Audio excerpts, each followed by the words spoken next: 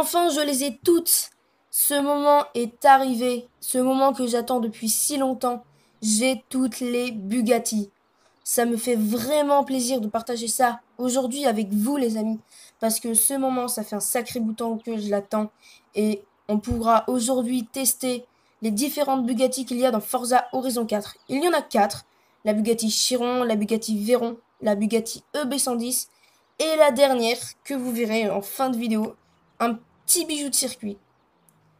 On est parti déjà avec la Chiron, avec cette super peinture 110 ans de Bugatti que j'ai trouvée et qui donne une belle classe pour cette voiture. On va la tester bien sûr avec le drapeau français sur l'aileron. Ça fait vraiment plaisir parce que, en plus j'ai pas fait les choses à moitié parce que j'ai choisi une propriété dans Forza Horizon 4 qui ressemble pas mal du tout au château qui est près à Molsheim en France. J'ai du mal à prononcer le nom parce que c'est allemand, entre guillemets, parce que Bugatti a été repris par l'Allemagne malheureusement.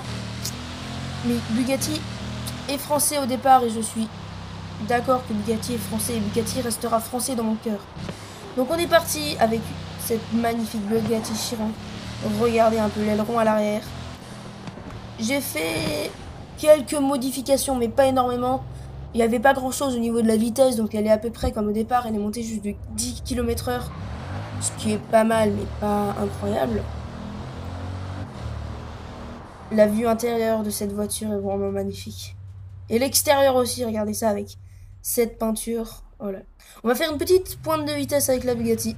C'est parti.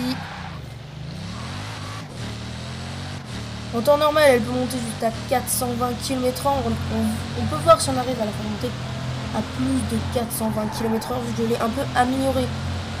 Vous voudrez savoir quelque chose au niveau de cette Bugatti Chiron, c'est que cette voiture peut atteindre les 500 km/h.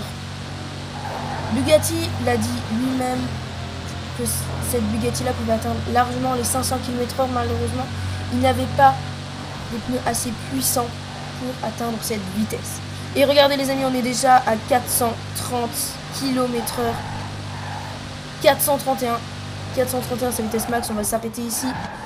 Parce qu'après il y a un énorme virage, on va pas continuer. Ça fait plaisir parce que 431 km/h, c'est 10 km/h de plus que la normale. On va faire une petite épreuve de drag avec cette voiture. On va commencer tout de suite. On va voir un peu le temps qu'elle fait. Ouh là là. La Venom est bien partie. Lamborghini Venom. Oh là là. Bah c'est bon. Très bon départ de la Venom. Mais voilà. Je suis arrivé en première place. J'ai bien sûr les Dravatar en imbattable. Et j'ai fait 13,480 secondes. Ce qui est un bon temps. Grande nouvelle aujourd'hui. Michelin a enfin trouvé des pneus increvables. Il va enfin les commercialiser. Ça fait très plaisir parce que enfin ils pourront mettre ça sur des voitures pour qu'elles soient plus vite, pour plus de capacité, etc. Ça fait vraiment très plaisir. On va parler un peu de cette Bugatti Chiron. Donc c'est bien sûr français Bugatti. Ça c'est depuis 2016 qu'on l'a mis à la vente. Il y a eu à peu près 500 exemplaires. C'est une classe super sportive, vous pouvez le voir. Elle fait environ 2 tonnes et elle marche à l'essence. Ça peut bien sûr s'entendre au bruit. Elle a 7 rapports dans sa boîte de vitesse. Elle a un cylindré de 7993 cm3, ce qui est totalement énorme. Comparez ça par rapport à une Clio de 2015, vous ne trouverez pas tout à fait la même chose.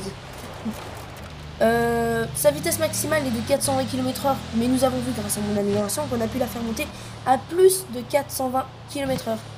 C'est une coupée à 2 portes, c'est-à-dire qu'elle ne possède que 2 places, parce que la taille du moteur, je pense pas qu'on va mettre 4 places dans une voiture comme ça, ça va être un peu compliqué. Elle fait environ 4,5 mètres de longueur, 2 mètres de largeur et une hauteur de 1 mètre 2, ce qui est franchement énorme.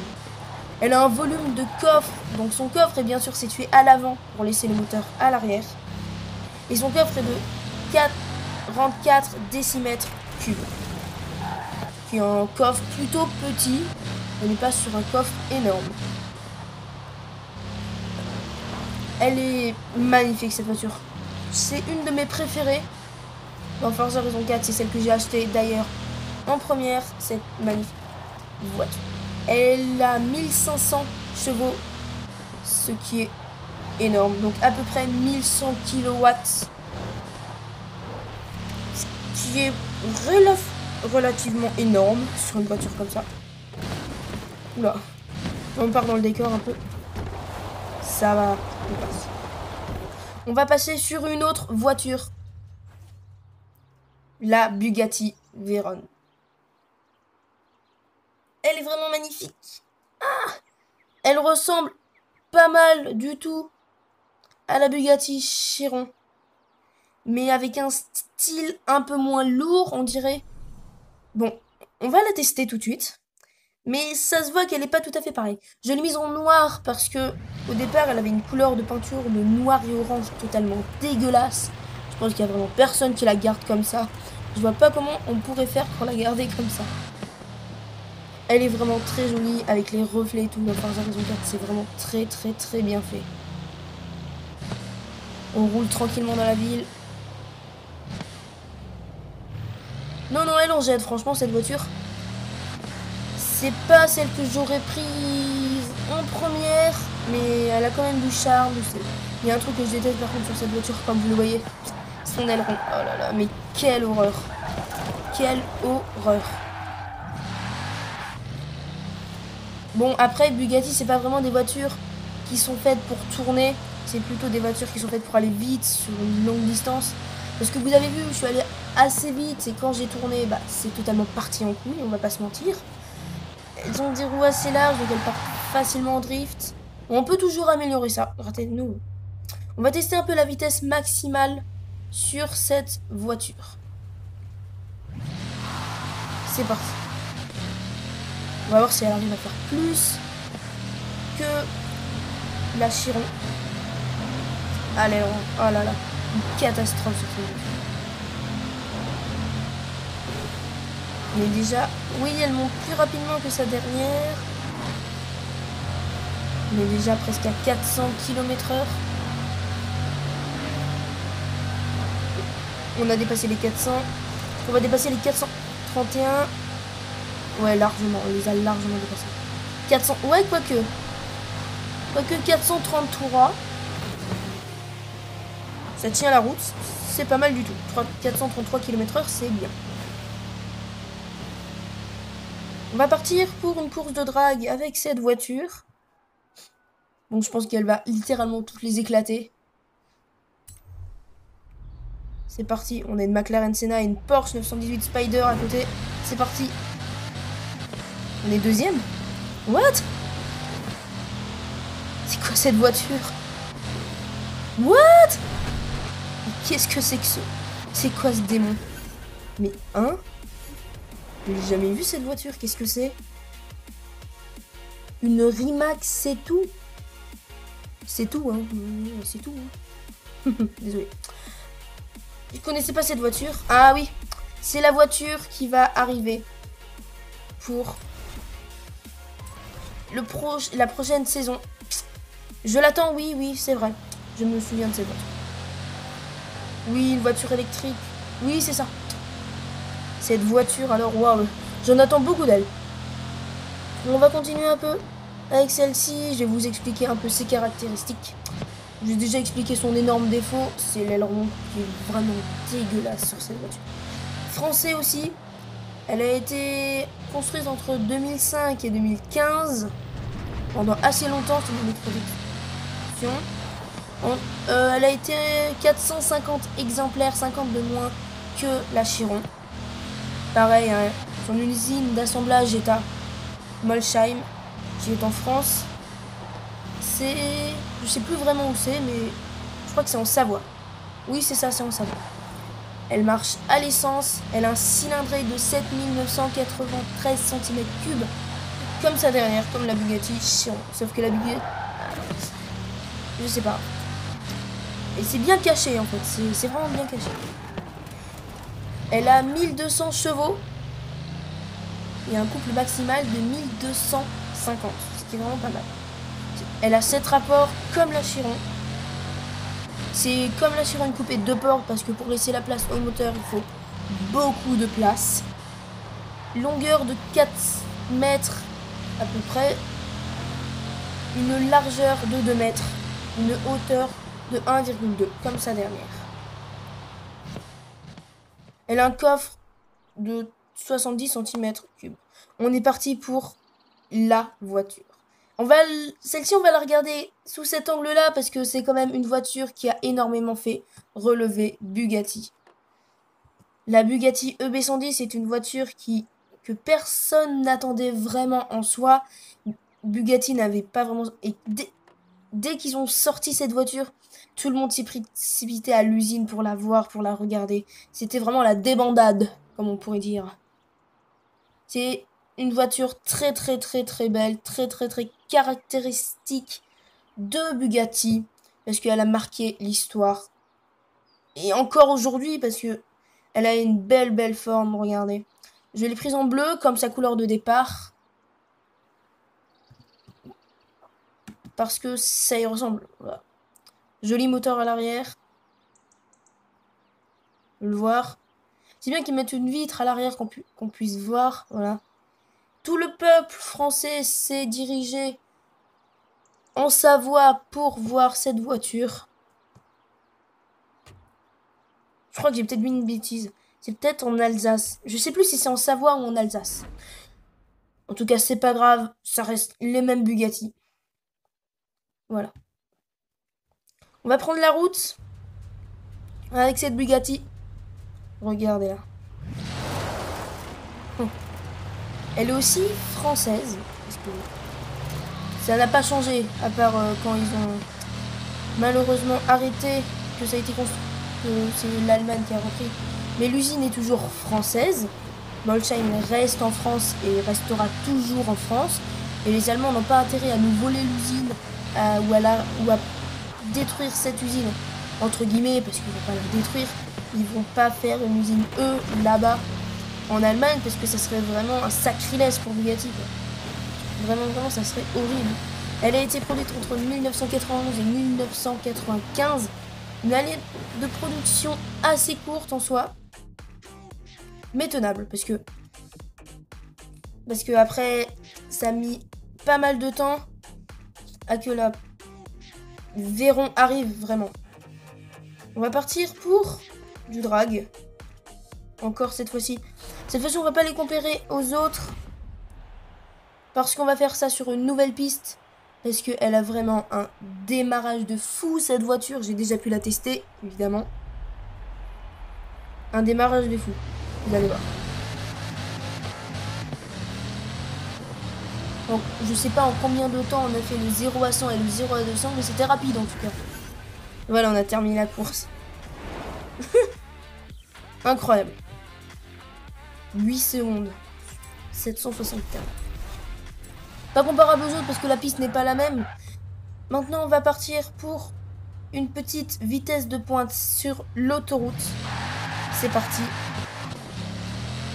Oh non mais le 0 à 100 est beaucoup trop vite fait quoi. C'est un V12 cette voiture. V12 4 turbo. Quand même. Le cylindré est moins grand, c'est du 300 pardon. 300, 500, 3500 cm3 pardon. Ce qui est un peu moins grand que c'est derrière. Et celle-ci, elle monte à... Ah, je suis désolé pour ce rembobinage. Ah mais non. Ah, je suis obligé, hein. Je suis obligé de le faire. Si on veut tester sa vitesse de pointe maximale, faut... Ah mais c'est pas possible. J'ai réussi à passer entre les deux, hein. Je vais réussir, je n'abandonne pas. Pas possible, voilà. On est à 450. Incroyable. 450. Je vais vous parler aussi un peu de cette voiture. Elle fait 560 chevaux, 411 kW. Elle a une transmission intégrale. Celle-ci, elle a 6 rapports et non 7 rapports par rapport à ces dernières. Elle a une vitesse maximale de 344 km/h. Voilà, vous pouvez bien sûr voir qu'on l'a améliorée. Dans ce Forza, je pouvais pas la laisser comme ceci, sans rien. Aussi belle. Non, en vrai, c'est un peu un sacrilège ce que j'ai fait, parce que faire ça sur une aussi belle voiture, mais j'aime bien, voilà. Bien sûr que pour la voiture qui va arriver, je ne le ferai pas, c'est pas possible. On va monter dans les 300, je pense pas ça normal. Alors que celle-ci, on dirait un peu une voiture du futur. Regardez sa gueule, quoi. Elle a une longueur de 4,4 mètres, une largeur de 1, à peu près 2 mètres, une hauteur de 1 mètre et un embattement de 2,5 mètres. Ce qui est pas mal du tout. On va passer pour la dernière voiture. Est-ce que vous vous y attendez? Eh oui, c'est la voiture du Grand Prix Bugatti. Cette fameuse voiture. Incroyable cette voiture. Regardez-la. Ancienne comme ça. Toujours aussi belle. Toujours autant envie de l'approcher, de la conduire. Et regardez-moi ce moteur. Pour une aussi petite voiture, un aussi gros moteur. Pour l'époque, c'était énorme.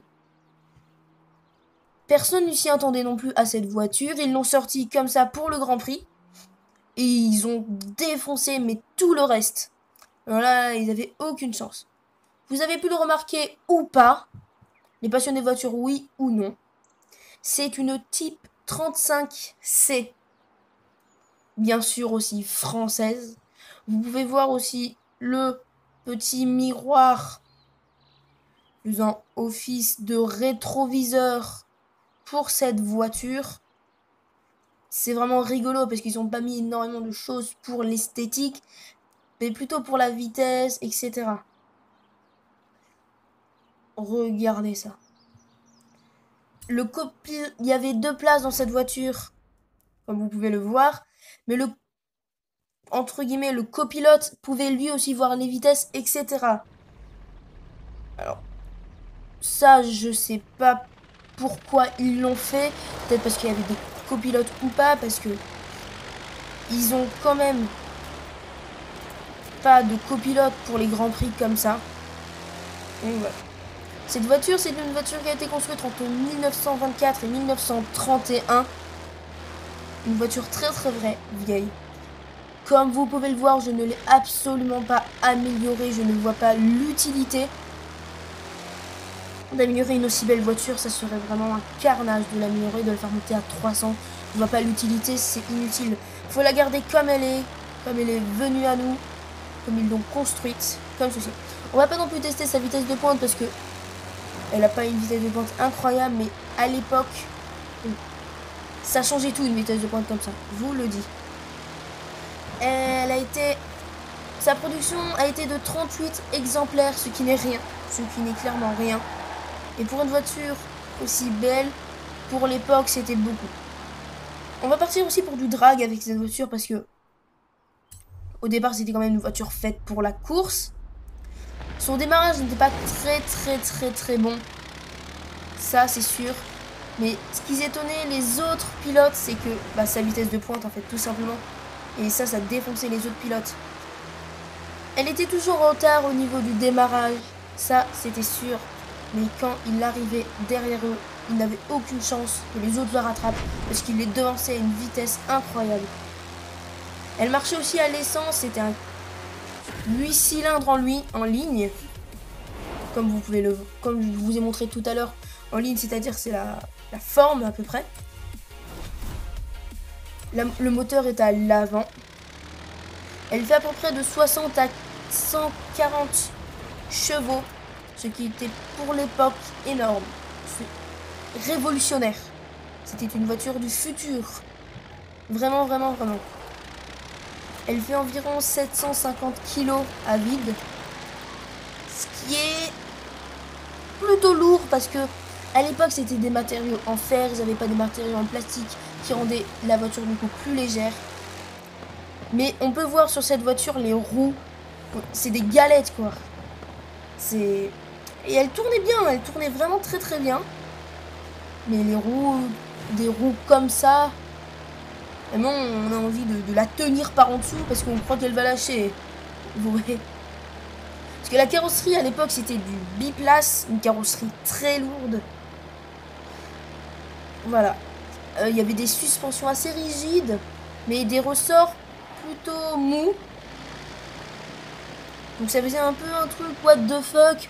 Et pour l'époque, ils trouvaient ça bien, mais maintenant ça ne servirait plus à rien du tout. Certaines voitures de course sont encore équipées de ça. C'est pratique, mais c'est pas ouf.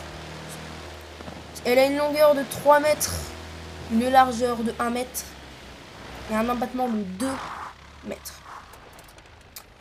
C'est tout pour cette voiture. Il faut que je vous parle maintenant de quelque chose de très important au niveau de Forza Horizon 4. On va continuer avec la Bugatti pour rester dans le thème. Donc c'est ça. Dans Forza Horizon 4, il y a eu la première grande mise à jour, la première grande extension du jeu après Forza Horizon 4 lui-même. Fortune Island, qui restait bien sûr dans le thème de Forza Horizon 4. Tout le monde a aimé Fortune Island.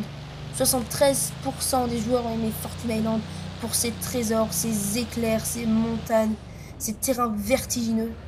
Mais on commence un peu à s'en lasser de Fortune Island. On commence un peu à en avoir marre. On a envie d'une autre extension. Et il y a des rumeurs qui tournent pour dire qu'il y a d'autres extensions qui vont arriver dans le jeu. L'extension numéro 2.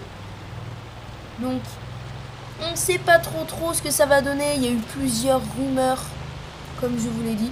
La première rumeur, ça serait Londres. Londres. Beaucoup de monde l'attendent. Et regardez ces ponts sur la carte. Est-ce que ces ponts seront-ils accessibles ou pas? Est-ce que cette ville, petite ville derrière, va se déverrouiller ou pas? On ne peut pas encore le savoir parce que ça serait bien que ces ponts se déverrouillent pour pouvoir accéder à un autre endroit. Londres, qui serait vraiment génial, une autoroute sur quelques kilomètres sur le bord de la côte pour enfin arriver dans Londres. Mais ça ferait un peu grand quand même la ville, parce que la ville de Londres est vraiment énorme. Il y a une deuxième rumeur, le Japon. Alors il y a eu une image avec, je crois que c'était l'Apollo IE, je vous mets la photo tout de suite. Moi je pense que ça c'est totalement du fake. Parce que c'est l'Apollo IE, c'est les montagnes qu'on a dans la première image qui apparaît dans Forza Horizon 4. Il a juste rajouté des feuilles roses. Franchement, ça, je crois en fake. Mais il y a eu plusieurs rumeurs sur le Japon et du coup, les gens commencent vraiment à y croire de plus en plus. Le Japon, c'est vrai que ça serait une très bonne idée. Les routes un peu en montée, les routes fines où on ne passerait qu'une seule voiture. Ou les routes longues tout simplement pour faire vraiment de la vitesse. Ça serait bien. Il y a pas mal de gens qui attendent le Japon, d'autres qui attendent Londres. Je voterai plutôt pour le Japon parce que ça serait vraiment magique. Alors que Londres, ça serait bien aussi pour rester dans le thème de la Grande-Bretagne parce que voilà. Rien à ajouter de plus. Parce que le Japon, ça serait vraiment ouf pour ce jeu. Pour la troisième rumeur, on va partir sur une note négative. Malheureusement, ils ont parlé d'une rumeur Lego. Alors, est-ce que vous voyez, vous, dans Forza Horizon 4 avec des voitures Lego? Vraiment n'importe quoi. J'espère que ça va pas être ça, parce que ça serait vraiment horrible de placer des Lego dans Forza Horizon 4. Je vois pas l'utilité, parce que c'est vraiment un jeu de voiture plutôt réel. Pas autant qu'un autre jeu que je connais bien, qui est BMG Drive, qui est un jeu de malade.